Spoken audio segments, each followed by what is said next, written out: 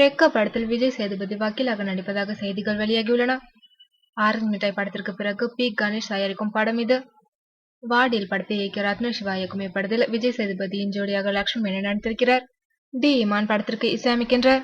இந்நிலையில் இப்படத்தில் விஜய் சேதுபதி வழக்கறிஞராக நடிக்க இருப்பதாக செய்திகள் வெளியாகியுள்ளது. வழக்குக்காக வழக்கறிஞர்கள் எடுக்கும் ரிஸ்க் தான் படத்தின் கதைக்களமாம். இப்படத்தில் கே. எஸ். ரவிக்குமாரும் மூத்த வழக்கறிஞராக வருகிறார்.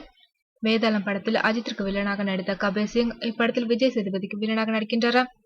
சேதுபதி படத்தில் போலீஸாக நடித்த விஜய் சேதுபதி தர்மதுரை படத்தில் டாக்டர் ஆனார். தற்போது அதனைத் தொடர்ந்து வக்கீலாகி இருக்கின்றார். வித்தியாசமான கதைகளாக நடித்து வந்த விஜய் சேதுபதி தற்போது விதவிதமான கதாபாத்திரங்களை தேர்வு செய்து வருவது அவரது ரசிகர்கள் மத்தியில் உற்சாகத்தை ஏற்படுத்தியுள்ளது.